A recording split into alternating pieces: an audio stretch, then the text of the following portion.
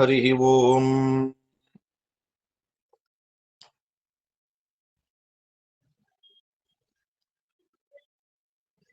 ನಿಖಿಲ ಗುಣನಿಕಾಯಂ ನಿತ್ಯ ನಿರ್ಧೂತಹೇಯಂ ಶುಭತಮಮತಿಮೇಯಂ ಶುದ್ಧ ಸೌಖ್ಯಾಪ್ತ್ಯುಪಾಯಂ ಸಕಲ ನಿಗಮಗೇಯಂ ಸರ್ವಶಬ್ದಾಭಿಧೇಯಂ ನವಜಲಧರಕಾಯಂ ನೌಮಿ ಲಕ್ಷ್ಮೀ ಸಹಾಯಂ ಅಭ್ರಮಂ ಭಂಗರಹಿತಂ ಅಜಡಂ ವಿಮಲಂ ಸದಾ ಆನಂದತೀರ್ಥಮತುಲಂ ಭಜೆ ತಾಪತ್ರಯಾಪಹಂ ಭವತಿ ಯದನುಭಾವಾದೇಡಮೂಕೋऽಪಿ ವಾಗ್ಮೀ ಜಡಮತಿರಪಿ ಜಂತುರ್ಜಾಯತೆ ಪ್ರಾಜ್ಞಮೌಲಿಃ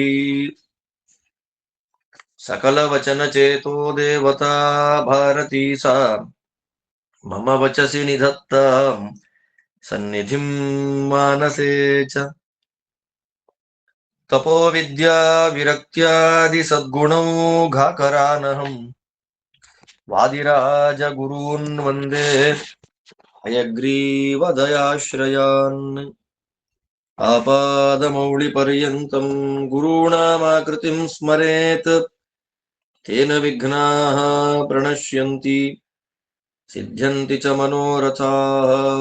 ಹರಿ ಓಂ. ಸುಮುಖೌ ಸುಂದರತರೌ ಸುನಾಸೌ ಸುಖಚಿತ್ತನೂ ಸುರಾರಾಧಿತಪಾದಾಬ್ಜೌ ರಮಾನಾರಾಯಣೌ ಸ್ತುಮಃ.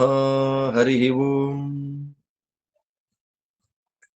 ಮಹಾಲಕ್ಷ್ಮೀ ದೇವಿಯ ಅಪಾರವಾದ ಮಹಿಮೆಗಳನ್ನು ನಿರೂಪಣೆ ಮಾಡ್ತಾ ವಾದಿರಾಜ ಗುರುರಾಜರು ತುಂಬಾ ಸುಂದರವಾಗಿ ಲಕ್ಷ್ಮೀ ಶೋಭಾನ ಪದ್ಯದಲ್ಲಿ ಅದ್ಭುತವಾಗಿ ನಿರೂಪಣೆಯನ್ನ ಮಾಡಿಕೊಟ್ಟಿದ್ದಾರೆ. ಅಂತ ದೇವಿ ನಾನಾ ಅಲಂಕಾರಗಳನ್ನ ಹಾಕೊಂಡಿದ್ದಾಳೆ ಅಂತ ಹೇಳ್ತಾರೆ. ಬೇಕಾದಷ್ಟು ಅಲಂಕಾರಗಳನ್ನ ಮಾಡ್ಕೊಂಡಿದ್ದಾಳೆ. ಆ ಬೇಕಾದಷ್ಟು ಅಲಂಕಾರವನ್ನ ಮಾಡಿಕೊಂಡಂತಹ ಈ ಮಹಾತಾಯಿ ಹೇಗಿದ್ದಾಳಿವಾಗ? ಪಟ್ಟೆ ಪೀತಾಂಬರಗಳನ್ನ ಉಟ್ಟುಕೊಂಡಿದ್ದಾಯ್ತು, ಕಾಲಿನ ಆಭರಣಗಳು, ಸೊಂಟದ ಆಭರಣ, ಎದೆಯ ಮೇಲೆ ಹಾರಗಳು, ಕಸ್ತೂರಿ ತಿಲಕ, ಕಿವಿಯಲ್ಲಿ ಓಲೆಗಳು, ಮೂಗಿಗೆ ಮೂಗುಬಟ್ಟು, ಮೂಗುತಿ, ತಲೆ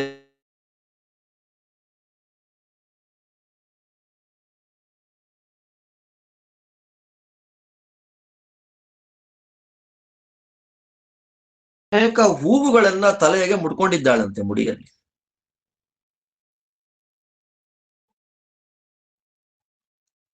ತ್ರಿವಿಕ್ರಮ ಪಂಡಿತಾಚಾರ್ಯರು ವಿಷ್ಣು ಸ್ತುತಿಯನ್ನು ಮಾಡುವ ಸಂದರ್ಭದಲ್ಲಿ ಒಂದು ಮಾತಂತಾರೆ, ವಿಷ್ಣುವಿನ ಪಾದ ಕಮಲಗಳು ನಮ್ಮನ್ನ ಉದ್ಧಾರ ಮಾಡ್ಲಿ. ಏನು ಆ ವಿಷ್ಣು ಪಾದ ಕಮಲಗಳು ಹೇಗಿದೆ? ವಿಷ್ಣೋರಸ್ಮಾನ್ ಪದಾಬ್ಜೆ ಕೃತ ನಿವಸತಯ ಪಾಂಸವಃ ಪಾವಯಂತು ಶ್ರೀಮಂತ ಶ್ರೀಕಬರ್ಯಾಂ ಕುಸುಮ ಸುನಿಚಯೇ ಪೂರಯಂತಃ ಪರಾಗಾನ್ ಲಾಲಾಟ್ಯಾಂ ಲೇಖಿಕಾಯಾಂ ಅಜನಿ ಪವನಯೋ. ಎಷ್ಟು ಚೆನ್ನಾಗಿ ಹೇಳ್ತಾರೆ ಗೊತ್ತಾ? ಭಗವಂತನ ಪಾದ ಕಮಲಗಳ ಮೇಲಿರುವ ಧೂಳುಗಳನ್ನೇ ಹೂವುಗಳನ್ನಾಗಿ ಮುಡಿದಿದ್ದಾಳೆ ಮಹಾಲಕ್ಷ್ಮೀ ದೇವಿ. ಅವಳ ಮುಡಿಯಲ್ಲಿ ಕುಂದ ಮಂದಾರ ಜಾಜಿ ಕುಸುಮಗಳ ಮಾಲೆಯ ಚಂದದ ತುರುಬಿಲಿ ತುರುಬಿದಳೆ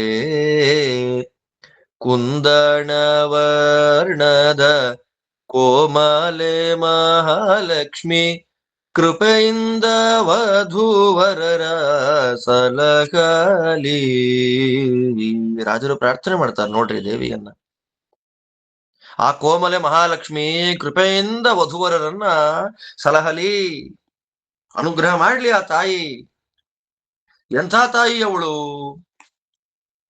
ಅವಳ ತುರುಬು ಅದು ಸಾಮಾನ್ಯವಾದಂತಹ ತುರುಬಲ್ಲ, ಅದು ಚಂದದ ತುರುಬು. ತುರುಬು ಅಂದ್ರೆ ಮುಡಿ. ಆ ಲಕ್ಷ್ಮೀದೇವಿ ತನ್ನ ಮುಡಿಯಲ್ಲಿ ಎಂಥೆಂಥ ಹೂವುಗಳನ್ನ ಮುಡಿದಿದ್ದಾಳೆ. ಭಗವಂತ ಹಾಕಿಕೊಂಡ ಭಗವಂತನ ಪ್ರಸಾದ ರೂಪದ ಹೂವುಗಳನ್ನ ಅವಳು ಮುಡ್ಕೊಂಡಿದ್ದಾಳೆ ಅಂತ ನಿರೂಪಣೆ ಮಾಡುವಾಗ ಕುಂದ, ಕುಂದ ಅಂದ್ರೆ ಮಲ್ಲಿಗೆ, ಮಂದಾರ, ಮಂದಾರ ಪುಷ್ಪ ನಮಗ್ ಗೊತ್ತು. ಅದಾದ್ಮೇಲೆ ಜಾಜಿ ಇತ್ಯಾದಿಯಾಗಿ ಅನೇಕ ಹೂವುಗಳು, ಕುಂದ, ಮಂದಾರ, ಜಾಜಿ, ಕುಸುಮಗಳ ವೃಂದವ. ಬರೀ ಒಂದೆರಡು ಹೂವಲ್ಲ. ನಮ್ಮಲ್ಲಿ ನಾವೆಲ್ಲ ಒಂದು ತುಳಸಿ ದಳ ಕಿವಿಗೆ ಇಟ್ಕೊಂಡ್ಬಿಟ್ರೆ ಕಿವಿಗಿಂತ ತುಳಸಿ ದಳವೇ ದೊಡ್ಡದಾಗಿ ಕಾಣ್ತಾ ಇರುತ್ತೆ. ಅಷ್ಟು ಚಿಕ್ಕ ಕಿವಿ, ದಳ ಅಷ್ಟು ದೊಡ್ಡದು. ನಾವು ಹೂವನ್ನ ಮುಡ್ಕೊಂಡ್ಬಿಟ್ರೆ ಕೂದಲಿಗಿಂತ ಹೂವೇ ದೊಡ್ಡದಾಗಿರುತ್ತೆ. ನಮ್ ಲಕ್ಷ್ಮಿ ಆಗಲ್ಲ. ಕುಸುಮಗಳ ವೃಂದವ, ಚಂದದ ತುರುಬಿಲಿ ತುರುಬಿದಳೆ, ತುರುಕಿ ಬಿಟ್ಟಿದ್ದಾಳೆ. ಆ ಅರ್ಥ ಅಲ್ಲ, ಚೆನ್ನಾಗಿ ಅಲಂಕಾರ. ಹೇಗೆ ತುಂಬಿದ ಎದೆಯ ಮೇಲೆ ಹಾರಗಳನ್ನ ತುಂಬಾ ಚೆನ್ನಾಗಿ ಅಲಂಕಾರ ಮಾಡಿಕೊಂಡಿದ್ದಾಳೋ ಅದೇ ರೀತಿಯಲ್ಲೇ ಹಿಂಭಾಗದ ತುರುಬಿನಲ್ಲಿ ಅಷ್ಟೇ ಸುಂದರವಾಗಿ ಹೂವುಗಳನ್ನ ಅಲಂಕಾರ ಮಾಡಿಕೊಂಡಿದ್ದಾಳೆ. ತಾತ್ಪರ್ಯ ಏನು ಗೊತ್ತಾ? ತಲೆಗೆ ಸಿಕ್ತು ಹೂವ, ಇದೇ ಕೂದಲು ಅಂತ ಒಟ್ರಾಸಿ ಎರ್ರ ಬಿರ್ರಿ ತುರುಕಿ ಬಿಡಬಾರದು ಹೂವನ್ನ. ಭಗವಂತನ ಪ್ರಸಾದ. ಅಷ್ಟು ಮಾತ್ರ ಅಲ್ಲ, ನಮಗದು ಅಲಂಕಾರ. ಆದ್ದರಿಂದ ಹೇಗೇಗೋ ತುರುಕಿ ಪೊರಕಿ ಮಾಡಿಕೊಂಡು ಹೂವು ಹಾಳಾಗಿ ಕೂದಲು ಹಾಳಾಗಿ ನಾಳೆಯಿಂದ ನಾನು ಹೂವೇ ಮುಡ್ಕೊಳ್ಳಲ್ಲ ಅನ್ನೋ ಲೆವೆಲ್ಗೆ ಹೋಗೋದಕ್ಕಿಂತ ಚೆನ್ನಾಗಿ ಅಲಂಕಾರ ಮಾಡ್ಕೊಳ್ಬೇಕಂತೆ ಹೂವಿಗೆ. ತಲೆಯಲ್ಲಿ ಹೂವಿಂದ ಕುಂದ, ಮಂದಾರ, ಜಾಜಿ, ಕುಸುಮಗಳ ವೃಂದವ, ಚಂದದ ತುರುಬಿಲಿ ತುರುಬಿದಳೆ. ಆ ಲಕ್ಷ್ಮೀ ದೇವಿಯ ಸ್ವರೂಪಾತ್ಮಕವಾದ ಕೂದಲಲ್ವಾ ಅದು. ಅವಳು ಸ್ವಗತ ಭೇದ ವರ್ಜಿತಳೆ ಅಲ್ವಾ ದೇವಿಯು. ಆ ಕೂದಲು ಲಕ್ಷ್ಮ್ಯಾತ್ಮಕವಾದ ಜ್ಞಾನಾನಂದಮಯವಾದ ಕೂದಲದು. ಪರಮ ಸುಂದರವಾದ ಚಂದ ಇದೆಯಂತೆ ನೋಡ್ಲಿಕ್ಕ. ಅದರಲ್ಲಿ ಮುಡ್ಕೊಂಡಿದ್ದಾಳೆ ಅಂಥ ಮಹಾತಾಯಿ. ಕುಂದಣ ವರ್ಣದ, ಕುಂದಣ ಅಂತ ಕರೀತಾರೆ. ಕುಂದಣ ಅಂದ್ರೆ ಮಿಕ್ಸ್ ಇಲ್ಲದ ಪರಿಶುದ್ಧವಾದಂತಹ ಚಿನ್ನ. ಅಪರಂಜಿ ಚಿನ್ನ ಅಂತ ಕರೀತಾರಲ್ಲ, ಶುದ್ಧ ಚಿನ್ನ. ಆ ಶುದ್ಧ ಚಿನ್ನ ಯಾವ ಬಣ್ಣದಲ್ಲಿ ಹೊಳಿತಾ ಇರುತ್ತೆ ಆ ಬಣ್ಣದಲ್ಲಿದ್ದಂತೆ ಮಹಾಲಕ್ಷ್ಮೀ ದೇವಿ.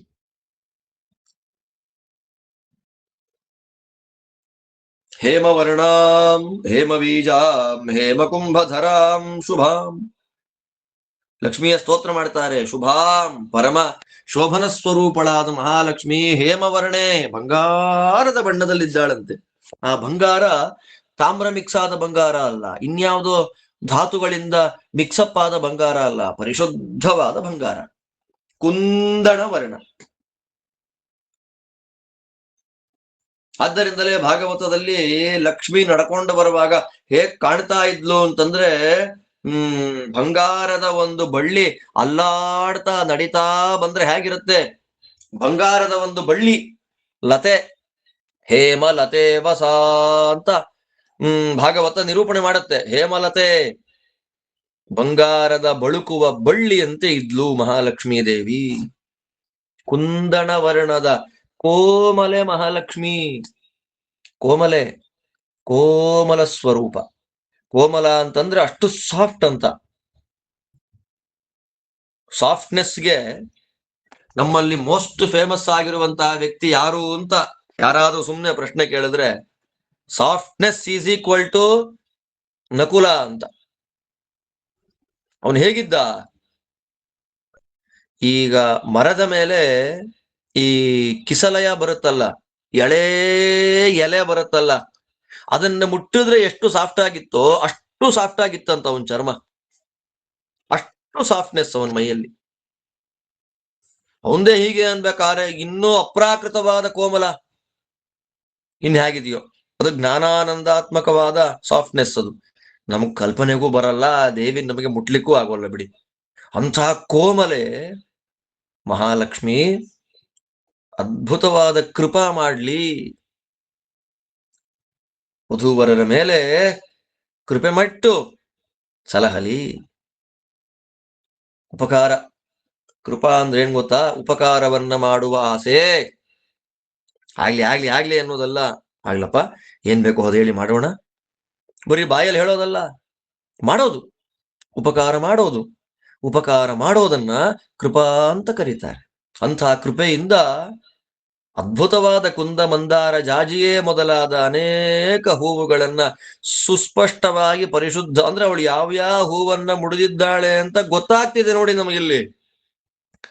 ಹಾಗೆ ತುರುಕು ಬಿಟ್ರೆ ಯಾವ ಹೂವ ಏನ್ ಕಥೆ ಏನು ಅಂತ ಗೊತ್ತಾಗಲ್ಲ. ಲಕ್ಷ್ಮೀ ದೇವಿ ತಲೆಯಲ್ಲಿ ಮುಡಿದಿದ್ದು ಯಾವ ಯಾವ ಹೂವಿದೆ ಅವಳ ತುರುಬಿನಲ್ಲಿ ಮುಡಿಯಲ್ಲಿ ಕ್ಲೀನಾಗಿ ಗೊತ್ತಾಗ್ತಾ ಇದೆ. ಅಷ್ಟು ವ್ಯವಸ್ಥಿತವಾಗಿ ಶಿಸ್ತಿನಿಂದ ಅಲಂಕಾರ ಮಾಡ್ಕೊಂಡಿದ್ದಾಳೆ ಅಂತ ದೇವಿ ಕುಂದಣ ವರ್ಣದಲ್ಲಿ ಹೊಳಿತಾ ಇದ್ದಾಳೆ. ಅಂತಹ ಮಹಾಲಕ್ಷ್ಮಿ ಕೃಪೆ ಇಟ್ಟು ವಧುವರರನ್ನ ಸಲಹಲಿ, ಕಾಪಾಡಲಿ. ಶಾಸ್ತ್ರಗಳಲ್ಲಿ ಹೇಳ್ತಾರೆ, ಲಕ್ಷ್ಮಿ ಅವತಾರ ಆದಾಗ ಮಹಾಲಕ್ಷ್ಮೀ ದೇವಿಗೆ ಒಬ್ಬೊಬ್ಬರು ಒಂದೊಂದು ಕೊಟ್ರು. ನಿನ್ನೆ ಒಂದು ಹೇಳಿದೆ ಯಾರ್ಯಾರು ಏನೇನ್ ಕೊಟ್ರು ಅಂತ. ಹೂವುಗಳನ್ನ ಕೊಡ್ಬೇಕಲ್ಲ, ಹೂ ಮುಡಿಸ್ಬೇಕಲ್ಲ. ಹೂ ಮುಡಿಸ್ಬೇಕು ಅಂದ್ರೆ ಲಕ್ಷ್ಮಿಗಿಂತ ಹಿರಿಯರಾದ ಮುತ್ತೈದೆಯರು ಯಾರೂ ಇಲ್ಲ. ಮತ್ತೆ ಲಕ್ಷ್ಮೀ ದೇವಿಗೆ ಹೂ ಮುಡಿಸ್ಬೇಕು ಅಂದ್ರೆ ಹೂವು ಸಮರ್ಪಣೆಯನ್ನ ಮಾಡಬೇಕು. ಹೂ ಸಮರ್ಪಣೆಯನ್ನ ಮಾಡೋದು ಯಾರು? ವಸಂತೋ ಮೂರ್ತಿಮಾನ್ ಭೂತ್ವಾ. ವಸಂತ ಋತುವಿಗೆ ಅಭಿಮಾನಿಯಾದಂತಹ ದೇವತೆ ಮಹಾಲಕ್ಷ್ಮೀ ದೇವಿಗೆ ನಾನಾ ಹೂವುಗಳನ್ನ ತಂದು ಸಮರ್ಪಣೆ ಮಾಡಿದ ಅಂತ ಪುರಾಣಗಳಲ್ಲಿ ನಿರೂಪಣೆಯನ್ನ ಮಾಡ್ತಾರೆ. ಇದೆಲ್ಲ ಸಮೃದ್ಧಿಯ ಶ್ರೀಮಂತಿಕೆಯ ಸಂಕೇತ. ಅಲ್ಲಿಂದ ಇನ್ನು ಮುಂದಕ್ಕೆ ಇನ್ನೇನು ಮಾಡಿದ್ಲು ಅವಳು? ಎಂದೆಂದು ಬಾಡದ ರವಿಂದದ ಮಾಲೆಯ ಇಂದಿರೆ ಪೋಳೆವ ಕೊರಳಲ್ಲಿ, ಇಂದಿರೆ ಪೋಳೆವ ಕೊರಳಲ್ಲಿ ಧರಿಸಿದಳೆ ಅವಳಿಂದು ವಧುವರರ ಸಲಹಲಿ. ರಾಜರ ಪ್ರಾರ್ಥನೆ ನೋಡಿ ಎಷ್ಟು ಚೆನ್ನಾಗಿದೆ. ಎಂದೆಂದೂ ಬಾಡದ. ನಾವು ಬೆಳಗ್ಗೆ ಅಯ್ಯೋ ಹೂವ ಮುಡ್ದೋಗಿದ್ಯಪ್ಪ, ಏನ್ ರಾತ್ರಿ ಅದೇ ಹೂವಿನಲ್ಲೇ ಮಲ್ಕೊಂಡ್ಬಿಟ್ರೆ ನಾಳೆ ಬೆಳಗ್ಗೆ ನಾವೇ ಕಸ ಗುಡಿಸ್ಬೇಕಾದೀತು ಮಂಚಾನ. ನಮ್ ಮೊದ್ಲು ಹಾಸಿಗೆ ಮುಡಿಸೋರಲ್ಲ ನಾವು. ಅನಾದ್ಯನಂತ ಕಾಲದ ತನಕ ಒಂದೇ ರೀತಿ ಅದೇ ಬೆಡ್ಡು, ಅಲ್ಲೇ ಮಲಗೋದು. ಅದರ ಮೇಲೆ ಮಡಿಸೋ ಹಾಸಿಗೆ ನಮ್ಮಲ್ಲಿ ಇಲ್ವೇ ಇಲ್ವಲ್ಲ. ಆದ್ದರಿಂದ ಹೂವ ಎಲ್ಲ ಬಾಡಿ ಹೋಗಿದೆ. ಆ ಹೂವನ್ನ ಕಿತ್ತಾಕಿ ಡಸ್ಟ್ಬಿನ್ಗೆ ಹಾಕಿ ಕೂದಲನ್ನ ಕ್ಲೀನ್ ಮಾಡ್ಕೊಂಡು ಮಲಗೋಣ. ಯಾಕೆ? ಮುಡಿದ ಹೂವು ಬೆಳಗ್ಗೆ ಚೆನ್ನಾಗಿ ಕಾಣ್ತಾ ಇತ್ತು, ಈಗ ಸಾಯಂಕಾಲ ಆಗುವಷ್ಟೊತ್ತಿಗೆ ಬಾಡೇ ಹೋಯ್ತಲ್ಲ. ಅಂದ್ರೆ ನಮ್ಮ ಹೂವು ಹಾಗೆ. ಲಕ್ಷ್ಮೀ ಮುಡಿದ ಹೂವುಗಳಿಗೆ ಯಾವತ್ತು ಅಮ್ಲಾನ ಪಂಕಜಧರ ಅವಳ ಸ್ತೋತ್ರ ಯಾವತ್ತಿಗೂ ಕೂಡ ಅವಳ ಕುತ್ತಿಗೆಯಲ್ಲಿ ಧರಿಸಿದ ಕಮಲದ ಹೂವಿನ ಮಾಲೆ ಯಾವತ್ತೂ ಬಾಡುವುದಿಲ್ವಂತೆ. ಸಾಮಾನ್ಯ ದೇವತೆಗಳಿಗೆ ಬಾಡಲ್ಲ ಹೂವಿನ ಮಾಲೆ ಅಂದ ಮೇಲೆ, ಇನ್ನು ಅಪ್ರಾಕೃತಳಾದ ಮಹಾಲಕ್ಷ್ಮೀ ದೇವಿಯ ಹೂಮಾಲೆಯ ಕಥೆ ಏನು ಆಲೋಚನೆ ಮಾಡ್ಬೇಕಲ್ವಾ? ಎಂದೆಂದು, ಅಲ್ಲಿ ಎಂದೆಂದು ಅಂದ್ರೆ ಒಂದ್ ವಾರ ಬರ್ಬೋದಾ? ಇವಾಗ ನಮ್ಮಲ್ಲಿ ಸೇವಂತಿಗೆ ಅಂತ ಒಂದು ಹೂವು ಬರ್ತಾ ಇತ್ತು. ಹಳದಿ ಬಣ್ಣ, ಚಿಕ್ಕದಾಗಿತ್ತು. ಅದಕ್ಕಿಂತ ಸ್ವಲ್ಪ ದೊಡ್ಡದಾಯ್ತು. ಅದಾದ್ಮೇಲೆ 25 ದಿನ ಆದ್ರೂ ಬಾಡದೇರೆ ಒಂದು ಹೂವ ಬಂದ್ಬಿಡ್ತದೆ. ಅದಕ್ಕೆ ಮಾರಿಗೋಲ್ಡ್ ಅಂತ ಕರೀತಾರೆ. ವಿಚಿತ್ರವಾದ ಹೂವದು ಮಾರಿಗೋಲ್ಡ್. ಆ ಮಾರಿಗೋಲ್ಡ್ ಹಾಕೊಂಡ್ಬಿಟ್ರೆ ಮನೆಯಲ್ಲಿ 15 ದಿನ ಇಟ್ಬಿಟ್ರೆ ಫ್ರಿಡ್ಜ್ ಅಲ್ಲಿ ಚಿಕ್ಕು ಚೆದರಕೊಂಡ అలాగే ಉಂಟುಂದಿ ಅಂತ ತೆಲುಗಲ್ಲಿ ಹೇಳ್ತಾರಲ್ಲ, ಹಾಗೇ ಇರುತ್ತೆ. ಒಂದು ಸ್ವಲ್ಪ ವ್ಯತ್ಯಾಸ ಆಗಲ್ಲ ಅದರಲ್ಲಿ. ಇದು ಯಾವುದೋ ಕಸಿ ಮಾಡಿದ, ಇದು ಯಾವುದೋ ಒಂದು ಹೂವು ಬಿದ್ದಿದೆಯಲ್ಲ ಇದರಲ್ಲಿ. ನಾವು ಲೋಕದಲ್ಲಿ ಪೂಜೆಗೆ ಬರಲ್ಲ, ಅದು ದೇವರ ಪೂಜೆಗೆ ಬರಲ್ಲ ಹೂವ. ಮಾರಿಗೋಲ್ಡ್ ಅದೊಂದು ತಲೆ ಮೇಲೆ ಇಟ್ಬಿಟ್ಟು ಓಹೋ ಒಂದ್ ಮಾರಿಗೋಲ್ಡೇ ತಿನ್ನಲ್ಲ ನಾವು, ದೇವ್ರ ತಲೆ ಮೇಲೆ ಮಾರಿಗೋಲ್ಡ್ ಅಂತ ಇಡ್ತೀವಿ. ಆದ್ದರಿಂದ ಇಲ್ಲಿ ಯಾವುದೋ ಬಿದ್ದಂತಹ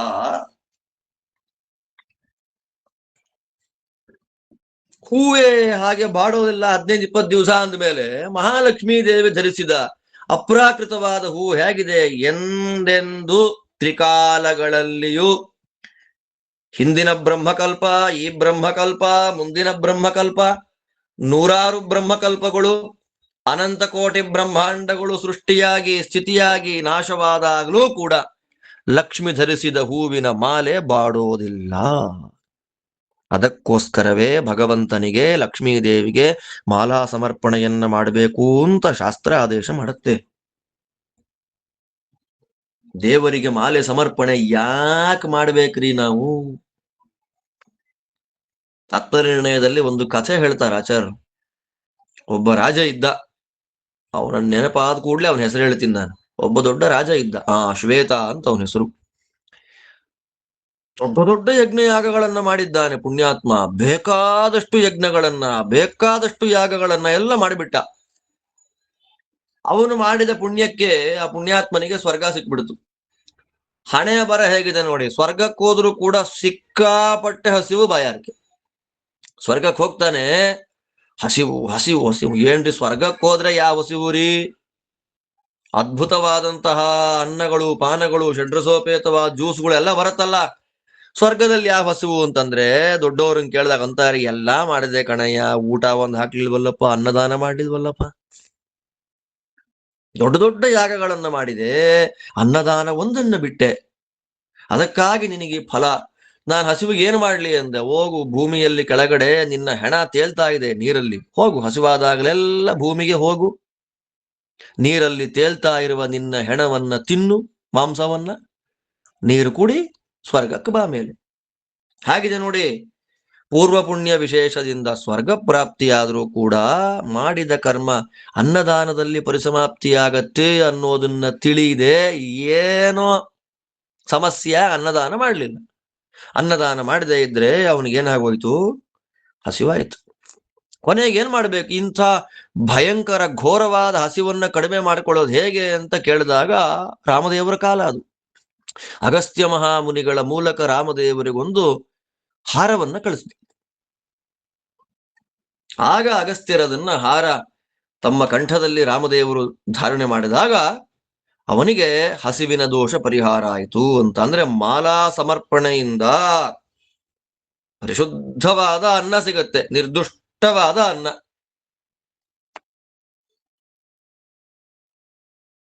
ಮಾಲಾ ಸಮರ್ಪಣ ದೇವ ಸುಮೃಷ್ಟಾನ್ನಂ ಸಮಾಪ್ನುಯಾತ್.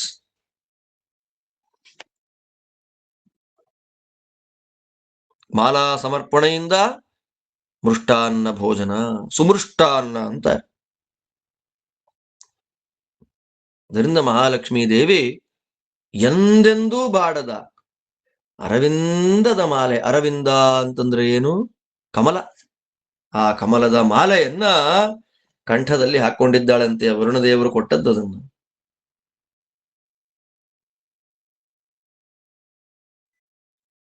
ಅಂತಹ ಅರವಿಂದದ ಮಾಲೆಯನ್ನ ಧರಿಸಿದ್ದಾಳೆ. ಎಲ್ಲಿ ಧರಿಸಿದ್ದಾಳೆ ಅಂದ್ರೆ ಪೊಳೆವ ಕೊರಳಲ್ಲಿ. ನಮಗ್ ಟೆನ್ಷನ್ ಆಗೋಗುತ್ತೆ. ಕುತ್ತಿಗೆಯಾಗ ಒಂದು ಹಾರ ಹಾಕೊಂಡ್ರೆ ಎಷ್ಟು ಒದ್ದಾಟ ಆಗುತ್ತೆ. ಈ ಲಕ್ಷ್ಮೀ ದೇವಿ ಏನ್ರಿ, ಹಾರಗಳ ಮೇಲೆ ಹಾರ, ಹಾರಗಳ ಮೇಲೆ ಹಾರ. ಅದರಲ್ಲೂ ಕೂಡ ಚಿನ್ನದ ಆಭರಣಗಳ ಅಂತೆ. ಬೇಕಾದಷ್ಟು ಹಾರಗಳನ್ನ ಕಂಠಮಣಿಯಿಂದ ಆರಂಭ ಮಾಡ್ಕೊಂಡು, ನೆಕ್ಲೆಸ್ ಇಂದ ಆರಂಭ ಮಾಡ್ಕೊಂಡು ಎದೆ ಮೇಲೆ ಹಾರ ತನಕ ಹಾಕೊಂಡ್ಬಿಟ್ಟಿದ್ದಾಳೆ. ಅದರ ಮಧ್ಯದಲ್ಲಿ ಎಂದೆಂದೂ ಬಾಡದ ಅರವಿಂದದ ಮಾಲೆ. ಲಕ್ಷ್ಮೀದೇವಿಗೆ ಏನಾರ ಕುತ್ತಿಗೆ ನೋವು ಬರಲ್ವೇನಪ್ಪ? ಎಷ್ಟೊತ್ತಂಕಿರೋದು ಹಾಗೆ? ಕಂಠ ನೋವು ಬರಲ್ವೇನು ಅಂದ್ರೆ ರಾಜರಂತಾರೆ, ಯಾವ ನೋವು ಇಲ್ಲ, ಪೊಳೆವ ಕೊರಳಲ್ಲಿ ಫಳ ಫಳ ಫಳ ಅಂತ ಹೊಳಿತಾ ಇದೆ ಕೊರಳು. ಒಳ್ಳೆ ಶಂಖದಂತೆ ಇರುವ ಸಲ್ಲಕ್ಷಣ ಭರಿತವಾಗಿರತಕ್ಕಂತಹ ತುಂಬುಗೊರಳು ಮಹಾಲಕ್ಷ್ಮೀ ದೇವಿ ಇತ್ತು. ಅಂತಹ ಮಹಾಲಕ್ಷ್ಮಿ ಈಗಿನ್ನೂ ಮದುವೆಯಾಗಿ ಹೊಸ ಸಂಸಾರ ಹೂಡಬೇಕು ಅಂತ ಆಲೋಚನೆ ಮಾಡ್ತಾ ಇರತಕ್ಕ ವಧೂವರರಿಗೆ ದಾರಿದ್ರ್ಯ ಪರಿಹಾರ ಮಾಡಲಿ, ಸಾತ್ವಿಕ ಸಂಪತ್ತನ್ನ ಕೊಟ್ಟು ಅವರನ್ನ ಲಕ್ಷ್ಮೀದೇವಿ ಸಲಹಲಿ. ಎಂಥ ಪ್ರಾರ್ಥನೆ ಮಾಡ್ತಾರೆ ನೋಡ್ರಿ. ಲಕ್ಷ್ಮಿ ಯಾವತ್ತೂ ಬಾಡಿಲ್ಲ. ಅಂತಹ ಮಾಲೆ ಹಾಕೊಳ್ತಾರೆ ಅಂದ್ರೆ ಸಂಸಾರದಲ್ಲಿ ನಾಳೆಗೆ ಏನ್ ಮಾಡ್ಬೇಕು ಊಟಕ್ಕೆ ಎಂಬುದಾಗಿ ನಮ್ಮ ಮುಖ ಬಾಡೋದಿಲ್ಲ. ಹೇಗಿದೆ ನೋಡಿ. ಅಯ್ಯಯ್ಯೋ, ಲೈಫ್ ಲೀಡ್ ಮಾಡಕ್ ಏನ್ ಮಾಡ್ಬೇಕಪ್ಪ, ಮುಖ ಚಿಕ್ಕದಾಗೋದು ಯಾವುದಿಲ್ಲ. ಯಾಕೆ? ಲಕ್ಷ್ಮೀ ದೇವಿಯ ಮಾಲಾಧಾರಣೆಯ ಪ್ರಸಂಗದ ಸ್ಮರಣೆ ನಾವು ಮಾಡಿದ್ದೇವೆ. ಇದರಿಂದ ಬರುವ ಫಲ ನಮ್ಮ ಮುಖ ಅಮ್ಲಾನ ಪಂಕಜವಾಗ್ಬಿಡುತ್ತೆ. ಅರಳಿದ ಕಮಲದಂತೆ ನಮ್ಮ ಮುಖ ಜೀವನ ಇಡೀ ಇರುತ್ತೆ. ಆ ಫಲ ಇದಕ್ಕೆ. ಅದು ಮುಂದೆ ಹೇಳ್ತಾರೆ. ವಸ್ತ್ರ ಹುಟ್ಟಿದ್ದಾಳೆ, ಪೀತಾಂಬರವನ್ನ ಧರಿಸಿದ್ದಾಳೆ, ಅದ್ಭುತವಾದ ರತ್ನ ಮಣಿ ಖಚಿತವಾದ ಕಂಚುಕವನ್ನ ಧರಿಸಿದ್ದಾಳೆ, ಹಾರಗಳನ್ನ ಧರಿಸಿದ್ದಾಳೆ, ಬಂಗಾರದ ಮುತ್ತಿನ ಬೆಳ್ಳಿಯ ಹಾರಗಳನ್ನ ಹಾಕೊಂಡಿದ್ದಾಳೆ, ಕಿರೀಟ ಹಾಕಿದ್ದಾಳೆ, ಓಲೆ ಇದೆ, ಮೂಗುತಿ ಇದೆ, ಕಡಗ ಕಂಕಣ ಕಾಂಚಂಗದಗಳಿವೆ, ನೂಪುರ ಹಾರ ಕೇಯೂರಗಳಿವೆ. ಅದರ ಮೇಲಿನ ಮೇಲ್ವಸ್ತ್ರದ ಬಗ್ಗೆ ಮಾತಾಡ್ತಾರೆ. ಉತ್ತರೀಯ, ಲಕ್ಷ್ಮೀದೇವಿ ಉತ್ತರೀಯವನ್ನ ಧರಿಸಿದ್ದಾಳೆ. ಇವತ್ತಿಗೂ ನಮ್ಮಲ್ಲಿ ಮದುವೆ ಆಗುವಾಗ ಆ ವಧುವಿಗೆ ಸೀರೆ ಇದ್ರೂ ಕೂಡ ಸೀರೆಯ ಮೇಲೆ ಒಂದು ವಸ್ತ್ರವನ್ನ ಹಾಕ್ತಾರೆ. ಅದನ್ನ ಮೇಲ್ವಸ್ತ್ರ, ಉತ್ತರೀಯ. ಎಲ್ಲಿಂದ ಬಂತು ಆ ಸಂಪ್ರದಾಯ? ಆ ಮೇಲ್ವಸ್ತ್ರ ಹೇಗಿದೆ? ರಾಜರಂತಾರೆ, ದೇವಾಂಗ ಪಟ್ಟೆಯ ಮೇಲು ಹೊದ್ದಿಕೆಯ ಭಾವೆ ಮಖಲಕ್ಷ್ಮೀ ಧರಿಸಿದಳೆ, ಭಾವೆ ಮಖಲಕ್ಷ್ಮೀ ಧರಿಸಿದಣ ದೇವಿ ತನ್ನ ಸೇವಕ ಜನರ ಸಲಕಲಿ. ರಾಜರು ಪ್ರಾರ್ಥನೆ ಮಾಡ್ತಾರೆ, ಆ ಮಹಾಲಕ್ಷ್ಮಿ ತನ್ನ ಸೇವಕರಾದಂತಹ ಎಲ್ಲ ಜನಗಳನ್ನ ಸಲಹಲಿ, ಅನುಗ್ರಹವನ್ನ ಮಾಡ್ಲಿ. ಹೇಗಿದ್ದಾಳೆ? ದೇವಾಂಗ ಪಟ್ಟೆಯ. ಸಾಮಾನ್ಯವಾಗಿ ದೇವಾಂಗ ಪಟ್ಟೆ ಅಂತ ಅನ್ನೋದು ಪ್ರಸಿದ್ಧವಾದಂತಹ ಒಂದು ಶಬ್ದ, ಉತ್ತರೀಯ. ಅದ್ಭುತವಾಗಿರ್ತಕ್ಕಂತಹ ಅದೇ ಪಟ್ಟೆ ಅಂದ್ರೆ ಸಾಕು, ದೇವಾಂಗ ಪಟ್ಟೆ ಅಂತ ಯಾಕೆ ಬರ್ಬೇಕಲ್ಲಿ? ಅದೊಂದು ಸಮಸ್ಯೆ ನೋಡಿ ನಮಗೆ. ಈ ಕನ್ನಡದಲ್ಲಿ ಹರಿದಾಸರೆಲ್ಲ ಕೃತಿಯನ್ನ ಮಾಡುವಾಗ ಪಟ್ಟೆ ಅಂದ್ರೆ ರೇಷ್ಮೆ, ಆ ರೇಷ್ಮೆಯ ಸೀರೆಯೋ ರೇಷ್ಮೆಯ ವಸ್ತ್ರವೋ ಪೀತಾಂಬರವೋ ಅದ್ರ ಬಗ್ಗೆ ಮಾತಾಡ್ಬೇಕಾದ್ರೆ ದೇವಾಂಗ ಪಟ್ಟೆ ಅಂತ ಕರೀತಾರೆ. ಅಂದ್ರೆ ದೇವಾಂಗ ಪಟ್ಟೆ ಅಂದ್ರೆ ಆಭರಣ ಅಂದ್ರೆ ವಿಶ್ವಕರ್ಮ ಮಾಡಿದ ಆಭರಣ, ಕುಂಬಾರ ಮಾಡಿದ ಆಭರಣ ಅಂತ ಯಾರು ಕರೆಯೋಲ್ಲ. ವಿಶ್ವಕರ್ಮ ನಿರ್ಮಾಣ ಮಾಡಿದ. ಯಾಕೆ? ಆ ಬಂಗಾರದ ಕೆಲಸವನ್ನ ಮಾಡುವ ಜವಾಬ್ದಾರಿ ದೇವರು ಆ ಸಮಾಜಕ್ಕೆ ಕೊಟ್ಟಿದ್ದಾರೆ. ಯಜ್ಞಯಾಗಗಳನ್ನ ಮಾಡಿಸುವಂತಹ ಜವಾಬ್ದಾರಿ ಬ್ರಾಹ್ಮಣ ಸಮಾಜಕ್ಕೆ ಕೊಟ್ಟಿದ್ದಾರೆ ಅಲ್ವಾ? ಒಂದೊಂದು ಸಮಾಜ ಅದರದರ ಕೆಲಸವನ್ನ ಮಾಡ್ತಾ ಇಡೀ ಸಮಾಜಕ್ಕೆ ಊರುಗೋಲಾಗಿ ನಿಲ್ಲುವಂತಹ ಪದ್ಧತಿ ಚಾತುರ್ವರ್ಣದ ನಿಜವಾದ ಅರ್ಥ ನಮ್ಮಲ್ಲಿ ಇದ್ದಿದ್ದು ಒಂದು ಟೈಮಲ್ಲಿ. ಈಗೆಲ್ಲ ಹೋಗಿದೆ ಬಿಡಿ. ದೇವಾಂಗ ಅಂತ ಒಂದು ಸಮಾಜ, ದೇವಾಂಗರು ಅಂತ ಸಮಾಜ ಇವತ್ತು ಇದೆ. ಅವರಿಗೆ ಈ ರೇಷ್ಮೆ ಬಟ್ಟೆಯನ್ನು ಮಾಡೋದು ಕೆಲಸ, ದೇವಾಂಗರು ಅಂತ. ಆದ್ದರಿಂದ ದೇವಾಂಗರು ಮಾಡಿದಂತಹ ಒಂದು ಪಟ್ಟೆ, ಆ ಪಟ್ಟೆಯ ಮೇಲ್ಹೊದಿಕೆ.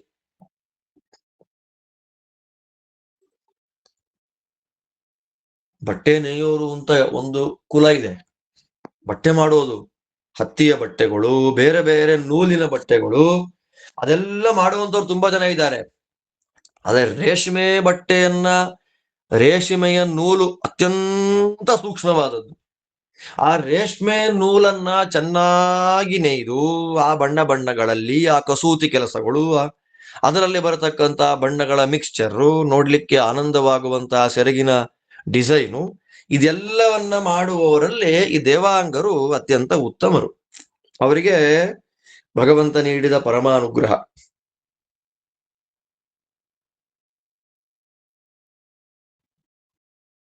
ಅಂದ್ರೆ ಅಂತಹ ದೇವಾಂಗರು ನೇಯ್ದ ಪಟ್ಟೆಯನ್ನು ಲಕ್ಷ್ಮಿ ಉಟ್ಕೊಂಡ್ಲ. ಅಲ್ಲಿ ಯಾವಾಗ ದೇವಾಂಗರಿದ್ರಪ್ಪ ಅಲ್ಲಿ? ಅಂದ್ರೆ ದೇವಾಂಗರು ತಾತ್ಪರ್ಯ ಹೆಂಗ್ ಗೊತ್ತಾ? ದೇವಾಂಗ ಪಟ್ಟೆ ಅಂತ ಯಾಕೆ ಕರೀತಾರೆ ಅಂದ್ರೆ, ಸೀರೆ ನೇಯುವವರ ಕುಲಗಳಲ್ಲೇ ಶ್ರೇಷ್ಠ ಕುಲ ದೇವಾಂಗ. ತುಂಬಾ ಚೆನ್ನಾಗಿ ಸೀರೆ ಅಂದ್ರೆ ಉತ್ತಮವಾದ ಸೀರೆ, ಶ್ರೇಷ್ಠವಾದ ಮೇಲು ಹೊದ್ದಿಕೆ, ಶ್ರೇಷ್ಠವಾದ ಉತ್ತರೀಯ ಅನ್ನೋ ತಾತ್ಪರ್ಯ ಅಲ್ಲಿ. ಅದಕ್ಕೇನಂತಾರೆ, ದೇವಾಂಗರು ಮಾಡಿದ ಸೀರೆ ಅಂದ ಮೇಲೆ ಟೆಸ್ಟ್ ಮಾಡೋ ಹಾಗೆ ಇಲ್ಲ, ಅನಾಯಾಸವಾಗಿ ಕಣ್ಣು ಮುಚ್ಕೊಂಡು ತಗೊಳ್ಬೋದು ನಾವು ಅಂತ ಲೋಕದಲ್ಲಿ ಮಾತಾಡ್ಕೊಳ್ತಾರಲ್ಲ, ಹಾಗೆ ದೇವಾಂಗ ಪಟ್ಟೆಯ ಮೇಲು ಹೊದ್ದಿಕೆಯ, ಆ ದೇವಾಂಗ ಪಟ್ಟೆಯ ಮೇಲು ಹೊದ್ದಿಕೆಯನ್ನ ಭಾವೆ ಭಾಮ ಪರಮ ಸುಂದರಳಾಗಿರ್ತಕ್ಕಂಥ ಮಹಾಲಕ್ಷ್ಮೀ ದೇವಿ ಶುಭ್ರ ವಸ್ತ್ರೋತ್ತರೀಯ ಅಂತ ಶ್ರೀ ಸೂಕ್ತದಲ್ಲಿ ವರ್ಣನೆ ಮಾಡ್ತಾರೆ. ಆ ಲಕ್ಷ್ಮೀದೇವಿ ಪರಿಶುದ್ಧವಾದಂತಹ ಬಿಳಿಯಾದ ರೇಷ್ಮೆಯ ಉತ್ತರೀಯವನ್ನ ಮೈ ಮೇಲೆ ಹೊದ್ಕೊಂಡಿದ್ಲಂತೆ. ಇದರಿಂದೆಲ್ಲ ಏನ್ ಗೊತ್ತಾಗ್ತಾ ಇದೆ ಅಂತಂದ್ರೆ, ಪ್ರಾಚೀನ ಕಾಲದಲ್ಲಿ ಇವತ್ತಿನ ತರ ಸೀರೆಯನ್ನು ಉಡುವಂತಹ ಪದ್ಧತಿ ಇರ್ಲಿಲ್ಲ ಅಂತ ಅನ್ನೋದು ಗೊತ್ತಾಗ್ತಾ ಇದೆ. ಲಕ್ಷ್ಮೀದೇವಿ ಹುಟ್ಟದ್ದು ಕೆಳಗಡೆ ಪೀತಾಂಬರ. ಈ ಕೇರಳದಲ್ಲಿ ಸ್ತ್ರೀಯರು ಉಡ್ತಾರಲ್ಲ, ಆ ರೀತಿಯಾದ ಒಂದು ಪದ್ಧತಿ, ಅದರಂತೆ ನಿರೂಪಣೆ ಪ್ರಾಚೀನ ಕಾಲದಲ್ಲಿ ಇದ್ದದ್ದು. ಆದ್ದರಿಂದ ಲಕ್ಷ್ಮೀದೇವಿ ಅದನ್ನ ಧರಿಸಿದ್ದಾಳೆ. ಅಂತಹ ಪರಿಶುದ್ಧವಾದ ಉತ್ತಮವಾಗಿರತಕ್ಕಂತಹ ದೇವಾಂಗ ಪಟ್ಟೆಯ ಮೇಲು ಹೊದ್ದಿಕೆಯನ್ನ ಧರಿಸಿರತಕ್ಕಂತಹ ತಲ್ಲಕ್ಷಣ ಭರಿತರಾದ ಮಹಾಲಕ್ಷ್ಮಿ ತನ್ನನ್ನ ಯಾರು ಸೇವೆ ಮಾಡ್ತಾರೆ, ತನ್ನನ್ನ ಯಾರು ಆರಾಧನೆ ಮಾಡ್ತಾರೆ, ತನ್ನ ಮೇಲೆ ಯಾರು ವಿಶೇಷವಾಗಿ ಭಕ್ತಿಯನ್ನ ಇಟ್ಟಿದ್ದಾರೆ, ಅಂತ ಎಲ್ಲ ಜನಗಳನ್ನ ವಿಶೇಷವಾಗಿ ರಕ್ಷಣೆ ಮಾಡ್ಲಿ. ಅಂದ್ರೆ ದೇವಿ ಹಾಕೊಂಡ ಒಂದೊಂದು ವಸ್ತ್ರದ ಅನುಸಂಧಾನವು ನಮ್ಮ ಕಷ್ಟ ಪರಿಹಾರಕ್ಕೆ ಕಾರಣ ಆಗುತ್ತೆ. ಯಾಕೆ ಬೇಕ್ರಿ ವಾದಿರಾಜರಿಗೆ ಅಲ್ಲಿಂದ ಇಲ್ಲಿ ತನಕ, ಕಾಲಿಂದ ಹಿಡಿದು ತಲೆಯ ತನಕ ಉಟ್ಟ ಬಟ್ಟೆ, ತೊಟ್ಟ ಆಭರಣಗಳು, ಮುಡಿದ ಹೂಗಳು, ಅದನ್ನೆಲ್ಲ ವರ್ಣನೆ ಮಾಡುವಂಥದ್ದು ಯಾಕೆ ಬೇಕು ಅಂತಂದ್ರೆ, ನಮ್ಮ ದಾರಿದ್ರ್ಯ ಪರಿಹಾರ ಆಗ್ಬೇಕಲ್ಲ. ಲಕ್ಷ್ಮಿ ಬಂದ್ಲು ಮನೆಗೆ, ಎಂಥ ಲಕ್ಷ್ಮಿ ಮನೆಗೆ ಬಂದಳು. ಒಳ್ಳೆ ಶ್ರಾವಣ ಮಾಸ ಮನೆಗೆ ಬಂದ್ಲು ಲಕ್ಷ್ಮಿ. ಎಂಥ ಲಕ್ಷ್ಮಿ ಮನೆಗೆ ಬರ್ತಾಳೆ, ಎಂಥ ಲಕ್ಷ್ಮಿ ಮನೆಗೆ ಬರ್ತಾಳೆ. ಅವಳುಟ್ಟ ಆಭರಣಗಳು, ಬಟ್ಟೆಗಳು, ಮುಡಿದ ಹೂಗಳು, ಅವಳ ಮುಖಕಮಲ, ಎಂದೆಂದು ಬಾಡದ ಅರವಿಂದದ ಮಾಲೆ, ಅದೆಲ್ಲ ನಮ್ಮ ಸುಖಕ್ಕೆ ಕಾರಣವಾಗತ್ತೆ ಅನುಸಂಧಾನದಿಂದ ಅನ್ನುವ ಕಾರಣದಿಂದ ರಾಜರು ಇಷ್ಟು ಡಿಟೈಲ್ ಆದಂತಹ ನಿರೂಪಣೆಯನ್ನ ಮಾಡ್ತಾ ಇದ್ದಾರೆ. ಅಂತ ಲಕ್ಷ್ಮಿ ನಮ್ಮನ್ನ ಉದ್ಧಾರ ಮಾಡ್ಲಿ. ಆದ್ದರಿಂದ ಇವತ್ತಿಗೂ ಕೂಡ ನಮ್ಮಲ್ಲಿ ಮದುಮಗಳಿಗೆ ಕನ್ಯಾದಾನ ಮಾಡಿಕೊಡುವಾಗಲಿ, ಮಾಂಗಲ್ಯ ಧಾರಣೆ ಮಾಡಿಸುವಾಗಲಿ ಮೇಲು ಹೊದ್ದಿಗೆಯನ್ನು ಹೊತ್ಸೋದು ಸಂಪ್ರದಾಯ ಪದ್ಧತಿ ಬಂದಿದೆ ಅನ್ನೋದು ಕಾಣುತ್ತೆ. ಅಲ್ಲಿಂದ ಇನ್ನು ಮೇಲಕ್ಕೆ ಲಕ್ಷ್ಮಿ ಬಂದು ಬಿಟ್ಲು, ಪೂರ್ಣವಾಗಿ ಮೇಲೆದ್ದು ಬಂದ್ಲು. ಪೂರ್ಣವಾಗಿ ಮೇಲೆದ್ದು ಬಂದವಳು ನಡ್ಕೊಂಡ್ ಬರ್ಬೇಕಲ್ಲ, ಸಮುದ್ರದಿಂದ ಮೇಲೆದ್ದು ಬರ್ಬೇಕಲ್ಲ. ಹೇಗಿದೆ ಅವಾಗ? ಸರಿ, ಎಲ್ಲ ಒಂದೊಂದು ಕೊಟ್ರು, ಯಾರ್ಯಾರು ಏನೇನ್ ಕೊಟ್ರು ಅಂತ ಕೇಳಿದ್ವಿ. ಈ ಉತ್ತರೀಯವನ್ನ ಕೊಟ್ಟಿದ್ಯಾವ್ರು? ಯಾಕೆ ದೇವಾಂಗರು ಮಾಡಿದ, ದೇವಾಂಗ ಜನಾಂಗದವರು ಮಾಡಿದ ಪಟ್ಟೆಯನ್ನ ಮೇಲ್ಹೊದ್ದಿಗೆ ಹೊದ್ಕೊಳ್ಳಿಲ್ಲ ಲಕ್ಷ್ಮಿ. ಮತ್ತೆ ಲಕ್ಷ್ಮಿ ಮೇಲ್ಹೊದ್ದಿಗೆಯನ್ನು ಹೊದ್ದಿದ್ದಾಳೆ, ಅದನ್ನ ಕೊಟ್ಟಿದ್ಯಾರು? ಸಮುದ್ರ ರಾಜ ವರುಣದೇವರು ಕೊಟ್ರು ಅಂತ ಪುರಾಣದಲ್ಲಿ ಹೇಳ್ತಾರೆ.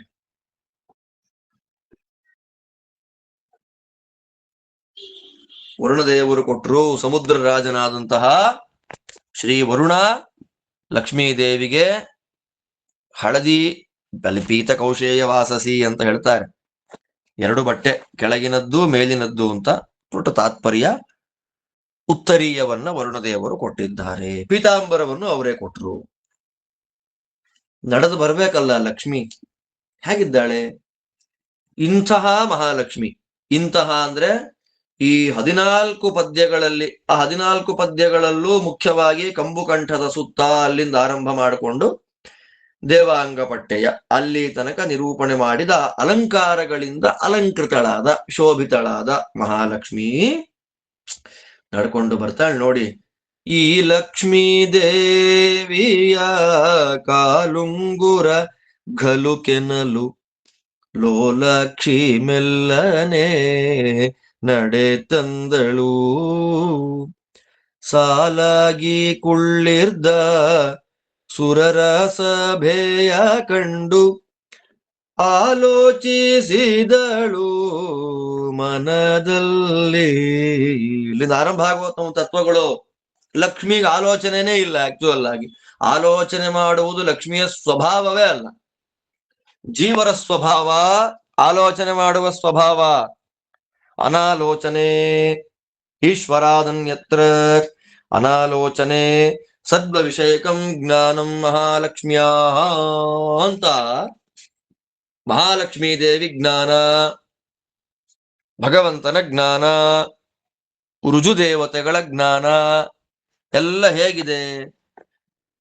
ಭಗವಂತನೂ ಸರ್ವಜ್ಞ, ಲಕ್ಷ್ಮಿಯೂ ಸರ್ವಜ್ಞಳು, ವಾಯುದೇವರು ಮತ್ತೆಲ್ಲ ರುಜುಗಳು ಸರ್ವಜ್ಞರೇ. ಹಾಗಿರುವಾಗ 3 ಜನಗಳ ಸಾರ್ವಜ್ಞ ಒಂದೇ ರೀತಿ ಹೇಗೆ ಅಂತಂದ್ರೆ, ಒಬ್ಬೊಬ್ಬರ ಸಾರ್ವಜ್ಞ ಒಂದೊಂದು ರೀತಿ. ಭಗವಂತನದ್ದು ನಿರವಧಿಕವಾದ ಸಾರ್ವಜ್ಞ, ಅವನೇನ್ ಕೇಳೋಂಗೆ ಇಲ್ಲ. ಎಲ್ಲರ ವಿಷಯವೂ ಕೂಡ ಪರಿಪೂರ್ಣವಾಗಿ ಭಗವಂತನಿಗೆ ಗೊತ್ತು. ಭಗವಂತನಿಗಿಂತ ಕೆಳಗೆ ಬರತಕ್ಕಂಥವಳು ಮಹಾಲಕ್ಷ್ಮೀ ದೇವಿ. ಆ ಮಹಾಲಕ್ಷ್ಮೀ ದೇವಿ ಅವಳು ಆಲೋಚನೆ ಮಾಡಿದ್ಲು ಅಂತ. ಲಕ್ಷ್ಮಿಗೆ ಆಲೋಚನೆನೇ ಇಲ್ಲ. ನಾವು ತಿಳಿಬೇಕಾದ್ದಿಲ್ಲಿ, ಲಕ್ಷ್ಮೀ ದೇವಿಗೆ ಆಲೋಚನೆ ಅಂತನ್ನುವುದು ಇಲ್ಲ.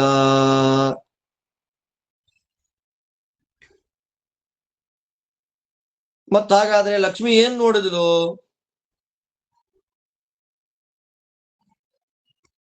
ಅಂದ್ರೆ ಆಲೋಚಿಸಿದಳು ಅಂದ್ರೆ ವಿಚಾರ ಮಾಡಿದ್ಲು ಅಂತಲ್ಲಿ. ಲಕ್ಷ್ಮೀ ದೇವಿಯ ಸ್ವರೂಪ ಜ್ಞಾನ ಹೇಗಿದೆ ಅಂತಂದ್ರೆ, ದೇವರನ್ನ ಬಿಟ್ಟು, ದೇವರ ವಿಷಯ ಲಕ್ಷ್ಮೀ ಪೂರ್ಣ ಗೊತ್ತಿಲ್ಲ, ಅದು ನಮ್ಗೆ ಗೊತ್ತಿರುವಂಥದ್ದು. ದೇವರನ್ನ ಬಿಟ್ಟು ಇನ್ನೆಲ್ಲ ವಿಷಯದಲ್ಲಿಯೂ ಆಲೋಚನೆ ಮಾಡದೆ ಶುದ್ಧವಾದ ಜ್ಞಾನ ಮಹಾಲಕ್ಷ್ಮೀ ದೇವಿಗೆ. ಮತ್ತು ಆಲೋಚನೆ ಅಂದ್ರೆ ವಿಚಾರ ಅಂತ ಅರ್ಥ. ಏನು ವಿಚಾರ? ಅಲ್ಲಿದ್ರಲ್ಲ, ಯಾರ್ಯಾರಿದ್ರಲ್ಲಿ? ಯಕ್ಷ, ಕಿನ್ನರ, ಕಿಂಪುರುಷ, ಗಂಧರ್ವ, ಅಸುರ, ದೇವ, ನಾಗ, ಉರಗ ಎಲ್ಲ ಇದ್ರಲ್ಲ. ಅದರಲ್ಲಿ ದುಷ್ಟರ ಬಗ್ಗೆ ತಲೆನೇ ಕೆಡಿಸ್ಕೊಳ್ಳಿಲ್ಲ, ಆಲೋಚಿಸಿದಳು. ನಾನು ದುಷ್ಟರ ಬಗ್ಗೆ ಟೆನ್ಷನ್ನೇ ಮಾಡ್ಕೊಳ್ಳಲ್ಲ, ನಮಗವರು ಬೇಡ, ಆಲೋಚಿಸಿದಳು. ಅವ್ರು ಬೇಡ ನಂಗೆ, ಪಾಪಿಷ್ಠರ ಆಲೋಚನೆ ನನಗ್ಯಾಕೆ, ಆದ್ದರಿಂದ ನಮಗವರ ಪ್ರಸಕ್ತಿಯೇ ಬೇಡ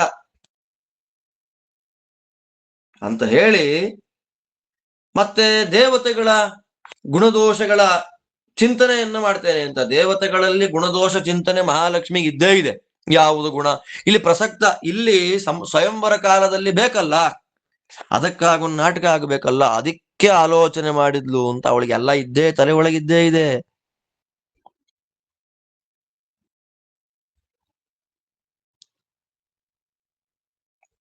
ಅದರ್ಥ ಏನು ಗೊತ್ತಾ? ದೇವರ ಗುಣಗಳನ್ನ,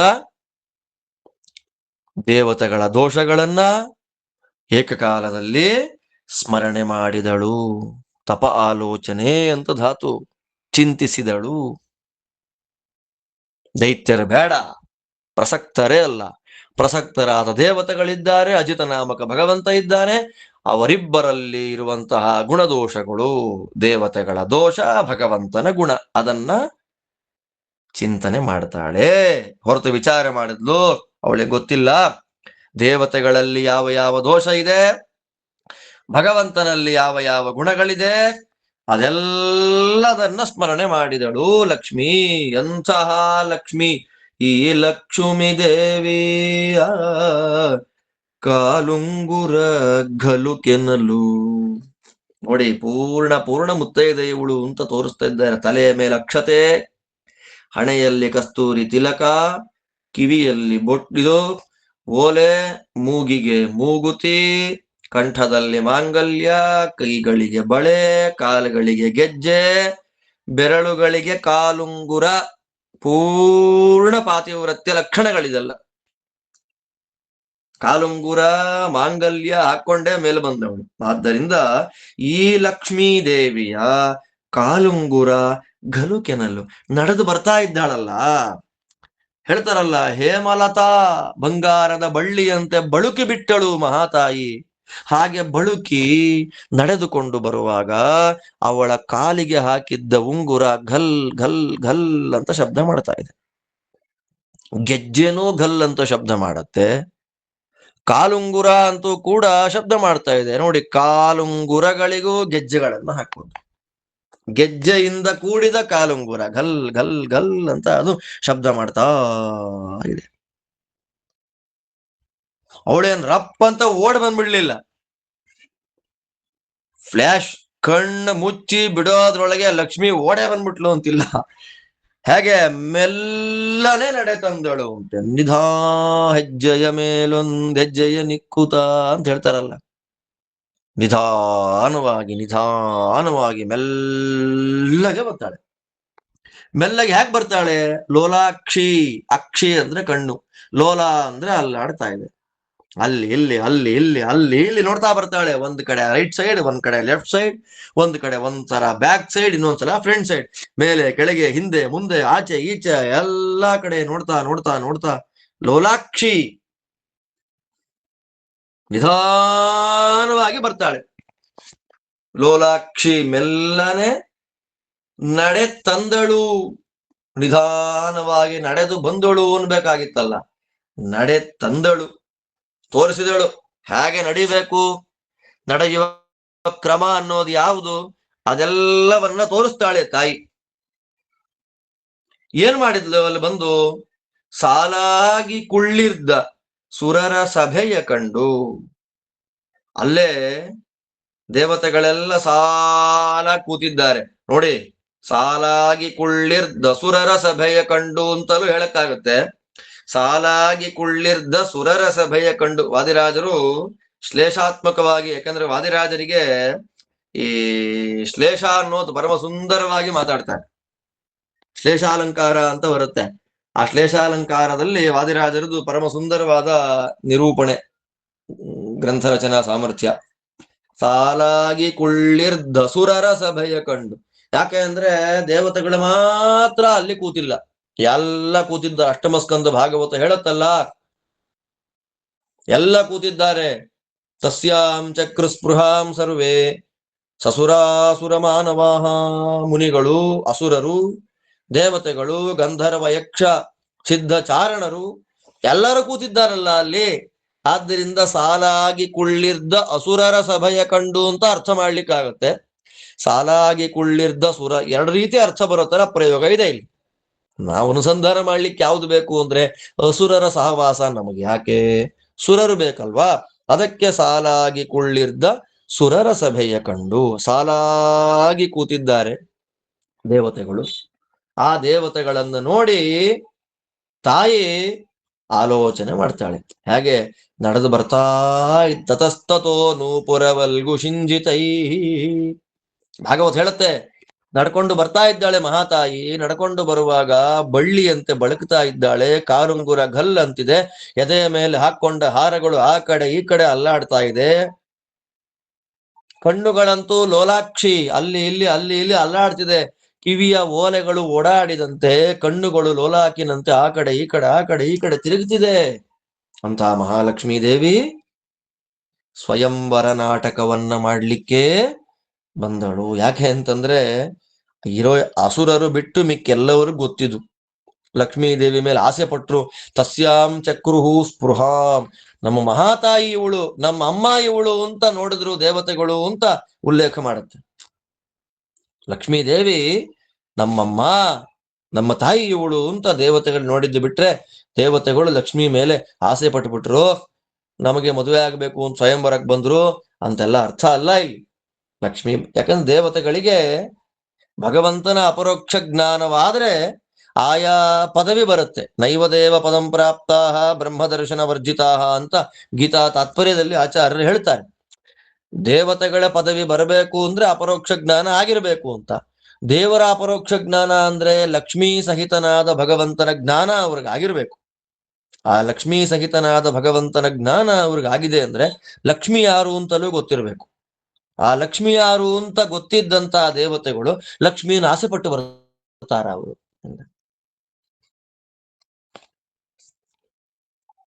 ನಾಟಕ, ಎಲ್ಲ ನಾಟಕ. ಹೇಗೆ ಶ್ರೀನಿವಾಸ ಕಲ್ಯಾಣದಲ್ಲಿ ಕಥೆಯಲ್ಲಿ, ಪುರಾಣದಲ್ಲಿ, ಭಾಗವತದಲ್ಲೂ ಬರುತ್ತೆ, 10ನೇ ಸ್ಕಂದದಲ್ಲಿ ಕಥೆ. ಭವಿಷ್ಯ ಪುರಾಣದಲ್ಲಿ ಹೇಳುವಾಗ ನಾವು ಹೇಳ್ತೀವಲ್ಲ,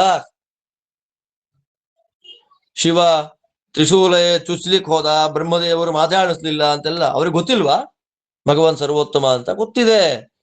ಆ ಕಾಲದಲ್ಲಿ ಬರುವ ಸಾತ್ವಿಕರಿಗೆ ಇನ್ನೂ ದೃಢವಾಗ್ಲಿ ಆ ಜ್ಞಾನ, ದೇವರು ಸರ್ವೋತ್ತಮ ಅಂತ ನಾಟಕ ಮಾಡ್ತಾರೆ. ಹಾಗೆ ಲಕ್ಷ್ಮಿ ನಾರಾಯಣನಿಗೆ ಮಾತ್ರ ಸೇರಿದವಳು, ಬೇರೆಯವರಿಗಿಲ್ಲ ಅಂತ ತೋರಿಸಿಕೊಡ್ಲಿಕ್ಕಾಗಿ ದೇವತೆಗಳೆಲ್ಲ ಸಾಲಾಗಿ ಮಹಾನುಭಾವರಲ್ಲಿ ಕೂತ್ಕೊಂಡು ಬಿಟ್ಟಿದ್ದಾರೆ. ಮಕ್ಕಳಲ್ವಾ, ದೇವತೆಗಳು. ಅವ್ರ ಮೇಲೆ ಲಕ್ಷ್ಮಿ ಆಸೆ ಪಡ್ತಾಳ? ಪರಸ್ಪರ ಆಸೆ ಇಲ್ವೇ ಇಲ್ಲ. ಸೇವಕ ಸೇವ್ಯ ಆ ಭಾವ ಇರೋದಲ್ಲಿ, ಉತ್ತಮಳು ದಾಸರು ಆ ಭಾವ ಲಕ್ಷ್ಮಿಗೂ ದೇವತೆಗಳಿಗೂ. ಅಂತಹ ಲಕ್ಷ್ಮಿ ಏನ್ ಆಲೋಚನೆ ಮಾಡ್ತಾಳೆ, ಏನು ವಿಚಾರ ಮಾಡಿದ್ಲವಳು? ಹೇಳ್ತಾರೆ ರಾಜರು, ತನ್ನ ಮಕ್ಕಳ ಕುಂದ ತಾನೇ ಪೇಳುವುದಕ್ಕೆ ಮನ್ನದಿ ನಾಚಿ ಮಹಾಲಕ್ಷ್ಮೀ ತನ್ನಾಮದಿಂದಲಿ ಕರೆಯದೆ ಒಬ್ಬೊಬ್ಬರ ಉನ್ನತ ದೋಷಗಳೆಣಿಸಿದಳು.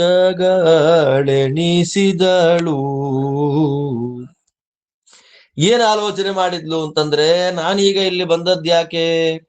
ಸರ್ವೋತ್ತಮತ್ವ ಸ್ಥಾಪನೆ ಮಾಡ್ಲಿಕ್ಕೆ. ಆ ಸರ್ವೋತ್ತಮತ್ವ ಸ್ಥಾಪನೆಯನ್ನು ಮಾಡುವಾಗ ದೇವರೇ ಉತ್ತಮ, ಕಂಪೇರ್ ಟು ನಾರಾಯಣ ಇನ್ಯಾರಲ್ಲಿಯೂ ಕೂಡ ಪರಿಪೂರ್ಣವಾದ ಗುಣಗಳಿಲ್ಲ ಅಂತ ಸಮರ್ಥನೆ ಮಾಡಬೇಕು. ಸರ್ವೋತ್ತಮನಾಗಿ ನಿಂತಿರತಕ್ಕಂಥವನು ಭಗವಂತ ಒಬ್ಬನೇ, ಬೇರೆ ಇನ್ಯಾರಲ್ಲೂ ಆ ರೀತಿಯಾದ ಗುಣಗಳಿಲ್ಲ ಅನ್ಬೇಕು. ಇಲ್ಲ ಅನ್ಬೇಕಾದ್ರೆ ಹಾಗಾದ್ರೆ ಏನಿದೆ? ಗುಣಗಳು ಇಲ್ಲ ಅಂತ ಗೊತ್ತಾಯ್ತು, ಹಾಗಾದ್ರೆ ಏನೋ ಒಂದು ಇರಬೇಕು. ಏನಿದೆ? ದೋಷಗಳಿದೆ.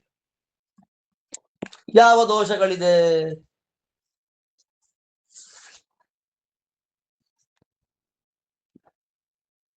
ಏನ್ ದೋಷಗಳಿದೆ ಅನ್ನೋದು ಪಟ್ಟಿ ಮಾಡ್ಬೇಕಲ್ಲ.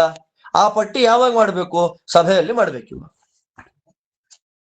ಏನೇ ಆಗ್ಲಿ, ಸಭಾದಲ್ಲಿ ತನ್ನ ಮಕ್ಕಳನ್ನ ತಾನೇ ದೋಷ ಹೇಳೋದಾ? ಅದಕ್ಕೆ ಲಕ್ಷ್ಮೀದೇವಿಗೆ ಏನಾಗೋಯ್ತಂತೆ, ತನ್ನ ಮಕ್ಕಳ ಕುಂದು ಅಂತಂದ್ರೆ ದೋಷಗಳು, ತನ್ನ ಮಕ್ಕಳಲ್ಲಿ ಇರುವಂತಹ ದೋಷಗಳನ್ನ ಹೇಳ್ಬೇಕಲ್ಲ. ಈಗ ಆ ಹೇಳಲಿಕ್ಕೆ ಲಕ್ಷ್ಮೀದೇವಿಯ ಮನಸ್ಸಿನಲ್ಲಿ ನಾಚಿಕೆ ಬಂದು ಬಿಡ್ತು. ಹೇ ಲಕ್ಷ್ಮಿಗೆ ಯಾವ ನಾಚಿಕೆ ರೀ? ಮಕ್ಕಳ ದೋಷ ಹೇಳ್ಬೇಕಲ್ಲಪ್ಪ. ಇಂಥ ತಪ್ಪು ಮಾಡಿ, ಇಂಥ ತಪ್ಪಿದೆ ಅವರಲ್ಲಿ, ಅಂಥ ತಪ್ಪಿದೆ ಅವರಿಗೆ, ಇಂಥ ತಪ್ಪಿದೆ ಅಂತ ಹೇಳ್ಬೇಕಲ್ಲ. ಸಂಕೋಚ ಆಯ್ತು. ಸಂಕೋಚ ಆಯ್ತು ಅಂದ್ರೆ ಸ್ವಯಂವರವೇ ನಾಟಕ, ಆ ಸಂಕೋಚ, ಆ ನಾಚಿಕೆ ಅದು ನಾಟಕ. ಯಾಕೆ ಅಂದ್ರೆ ದೇವತೆಗಳಿಗೆ ದೋಷ ಹೇಳಲೇಬೇಕು. ದೇವತೆಗಳ ದೋಷ ನಿರೂಪಣೆ, ದೋಷ ಚಿಂತನೆ. ದೇವತೆಗಳಲ್ಲಿ ದೋಷ ಇದೆ, ಅವರಲ್ಲೇ ದೋಷ ಇದೆ, ನಾವ್ ಯಾವ ಲೆಕ್ಕ? ಆ ಚಿಂತನೆಗಲ್ಲ ದೇವತೆಗಳಲ್ಲಿ ದೋಷ ಹೇಳೋದು. ಸರಸಭಾರತಿ ವಿಲಾಸದಲ್ಲಿ ವಾದಿರಾಜ ಸ್ವಾಮಿಗಳು ಗರುಡಾದಿಗಳ ಈ ಲಕ್ಷ್ಮೀ ಬ್ರಹ್ಮವಾಯುಗಳು ಸರಸ್ವತಿ ಭಾರತೀಯರ ಪರಶುಕ್ಲತ್ವವನ್ನು ಸಮರ್ಥನೆ ಮಾಡಿ, ಆಮೇಲೆ ಈ ಪರಶುಕ್ಲರ ಗುಂಪಿನಲ್ಲಿ ಗರುಡಶೇಷ ರುದ್ರಾದಿ ಸಕಲ ದೇವತೆಗಳು ಯಾಕೆ ಸೇರೋದಿಲ್ಲ ಅನ್ನುವ ಪ್ರಶ್ನೆ ಹಾಕೊಂಡು ಆ ದೇವತೆಗಳಲ್ಲಿರುವ ನಾನಾ ದೋಷಗಳನ್ನ ಪಟ್ಟಿ ಮಾಡ್ತಾ ಬರ್ತಾರೆ. ವಿಶೇಷವಾಗಿ ರುದ್ರದೇವರಲ್ಲಿರುವ ದೋಷಗಳ ಪಟ್ಟಿ ಶಾಸ್ತ್ರ ಹೇಳಿದ್ದು, ಪುರಾಣದಲ್ಲಿ ಹೇಳಿದ್ದು. ಪ್ರಶ್ನೆ ಹಾಕೊಂತಾರೆ, ಅಲ್ಲ ವಿಷ್ಣು ಸರ್ವೋತ್ತಮತ್ವ ಪರಶುಕ್ಲತ್ರಯತ್ವ ಸಮರ್ಥನೆ ಮಾಡಲಿಕ್ಕೆ ಬಂದ ಈ ಗ್ರಂಥದಲ್ಲಿ ಇತರ ದೇವತೆಗಳ ದೋಷಗಳನ್ನ ಪಟ್ಟಿ ಮಾಡ್ತಾ ಇದ್ದೇನಲ್ಲ, ನನಗವ್ರು ಶಾಪ ಕೊಡಲ್ವಾ ಅಂತವ್ರು ಪ್ರಶ್ನೆ ಹಾಕೊಂಡು ಉತ್ತರ ಅವರೇ ಕೊಡ್ತಾರೆ. ಯಾಕೆ ಶಾಪ ಕೊಡ್ತಾರೆ? ನಾನು ದೇವತೆಗಳನ್ನ ಬೈಲಿಕ್ಕಾಗಿ ಗ್ರಂಥ ಬರೀತಿರೋದಲ್ಲ, ಕಿಂತು ವಿಷ್ಣು ಸರ್ವೋತ್ತಮತ್ವ ಸ್ಥಾಪನೆ ಆಗ್ಬೇಕಿಲ್ಲಿ. ದೇವರು ಸರ್ವೋತ್ತಮ ಅಂತ ಆಗ್ಬೇಕಾದ್ರೆ ಇತರರು ಯಾಕೆ ಸರ್ವೋತ್ತಮರಲ್ಲ ಅಂತ ಕಾರಣ ಕೊಡ್ಬೇಕಾಗುತ್ತೆ. ಆ ಕಾರಣಕ್ಕಾಗಿ ಈ ಗ್ರಂಥ ಬರುತ್ತಿದ್ದೇನೆ.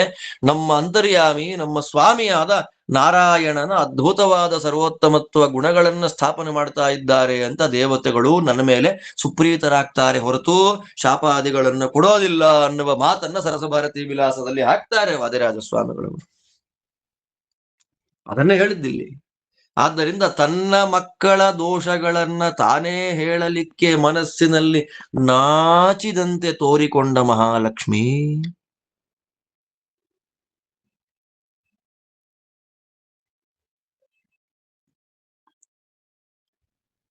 ಏನ್ ಮಾಡ್ತಾಳೆ? ಈಗ ದೋಷ ಹೇಳಲೇಬೇಕೀಗ. ಎಂಥ ಮಕ್ಕಳಾಗ್ಲಿ ದೋಷ ಹೇಳುವ ಬುದ್ಧಿ ಬರಲ್ಲ. ತಮಗೆ ಅಪಕಾರವನ್ನೇ ಮಾಡ್ಲಿ ಮಕ್ಕಳ ದೋಷವನ್ನು ಹೇಳೋದಿಲ್ಲ ತಾಯಿ. ಆ ನಾಚಿಕೆ, ಆ ಸಂಕೋಚ, ಅದನ್ನ ಬಿಟ್ಟು ಮಹಾಲಕ್ಷ್ಮೀ ದೇವಿ ದೋಷವನ್ನು ಹೇಳ್ತಾಳೆ ಅಂತಂದ್ರೆ ತಾತ್ಪರ್ಯ ಏನಲ್ಲಿ? ವಿಷ್ಣು ಸರ್ವೋತ್ತಮತ್ವ ಸ್ಥಾಪನೆ ಆಗಬೇಕು. ಅದಕ್ಕಾಗಿ ಹೇಳ್ತಾಳೆ. ದೋಷ ಹೇಳಬೇಕು, ದೋಷಿ ಯಾರು ಅಂತ ಹೆಸರು ಹೇಳಬಾರದು. ಒಬ್ಬೊಬ್ಬ ದೇವತೆಗಳಲ್ಲಿರುವಂತಹ ಒಂದೊಂದು ದೋಷಗಳನ್ನ ಹೇಳಬೇಕು. ಆದ್ರೆ ಆ ದೇವತೆಗಳ ಹೆಸರನ್ನ ಮಾತ್ರ ಹೇಳಬಾರ್ದು. ನೀವೇ ಆಲೋಚನೆ ಮಾಡ್ಕೊಂಡ್ಬಿಡಿ.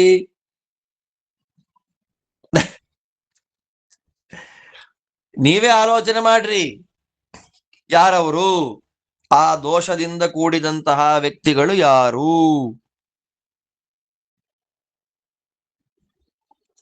ಅನ್ನುವ ಒಂದು ಒಗಟನ್ನ ನಮಗೆ ಹೇಳಲಿಕ್ಕಾಗಿ ಲಕ್ಷ್ಮೀದೇವಿ ದೇವತೆಗಳ ಹೆಸರನ್ನ ಹೇಳದೆ ತನ್ನಾಮದಿಂದಲಿ ಕರೆಯದೆ ಒಬ್ಬೊಬ್ಬರ ಉನ್ನತ ದೋಷಗಳ ನೆನೆಸಿದಳು. ಅವರ ಹೆಸರನ್ನು ಹೇಳಲಿಲ್ಲ. ಇವನಿಂತ ದೋಷ ಇದೆ, ಇವನಿಗಿಂತ ದೋಷ ಇದೆ. ನೀನು ಇಂದ್ರ, ನಿಂಗಿ ದೋಷ ಇದೆ ಕಣ, ಯಮ ನಿನಗಿದು ಇಲ್ಲ. ತನ್ನಾಮದಿಂದಲಿ ಕರೆಯದೆ, ಅವರ ಹೆಸರನ್ನ ಹೇಳದೆ ಅವರವರಲ್ಲಿರತಕ್ಕಂತಹ ದೋಷಗಳಲ್ಲಿ ದೊಡ್ಡ ದೋಷ ಯಾವುದು? ಬೇಕಾದಷ್ಟು ದೋಷ ಇದೆ. ಆ ಬೇಕಾದಷ್ಟು ದೋಷಗಳಲ್ಲಿ ಉನ್ನತವಾದ ದೋಷ ಯಾವುದು? ಪ್ರಧಾನವಾದ ದೋಷ ಯಾವುದು?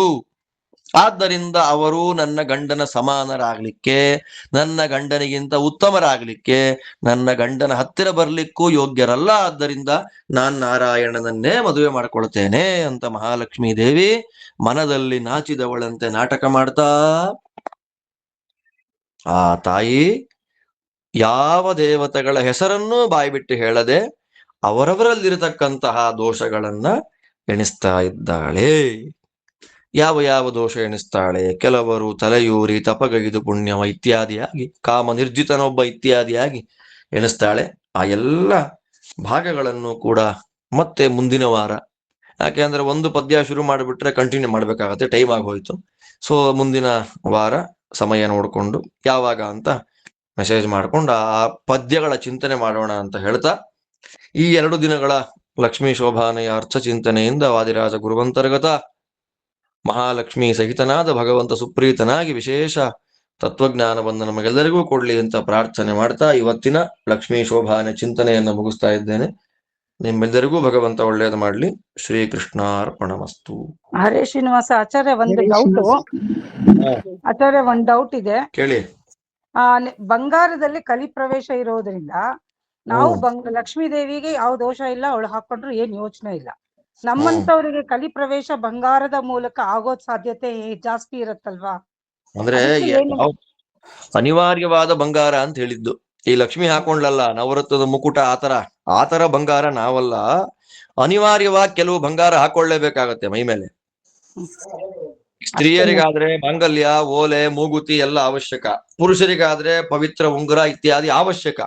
ಅಳತೆಗೆ ಮೀರಿದ ಬಂಗಾರ, ಓವರ್ ಆಗಿ ಬಂಗಾರ ಹಾಕೊಳ್ಳೋದು ಅಂತಿದೆಯಲ್ಲ, ಆ ಬಂಗಾರ ಹಾಕೋಬಾರದು ಅಂತ ಅದರಲ್ಲಿ ಕಲಿ ಇರೋದು. ಆಮೇಲೆ ಕಸ್ತೂರಿ ಅಂತ ಹೇಳಿದ್ರಲ್ಲ, ಕಸ್ತೂರಿ ತಿಲಕ ಅಂತ. ಆ ಕಸ್ತೂರಿ ಅಂದ್ರೆ ಅರಿಶಿಣ ಕುಂಕುಮ ಮಿಶ್ರಿತವಾದದ್ದ ಅಥವಾ ಬರೇ ಕುಂಕುಮನ? ಅದಕ್ಕೆ ಏನು? ಕಸ್ತೂರಿ ಅಂತಂದ್ರೆ ಕಸ್ತೂರಿ ಮೃಗ ಅಂತ ಬರುತ್ತೆ. ಕಸ್ತೂರಿ ಮೃಗದ್ದದು, ಮೃಗ ಮದ ಅದು. ಆ ಮೃಗ ಮದವನ್ನು ಹತ್ಕೊಳ್ಳೋದು. ಸರಿ ಆಚಾರ್ಯ, ಧನ್ಯವಾದಗಳು. ಆಗ್ಲಿ, ಆಯ್ತು. ನಮಸ್ಕಾರ. ನಮಸ್ಕಾರ ಆಚಾರ್ಯ.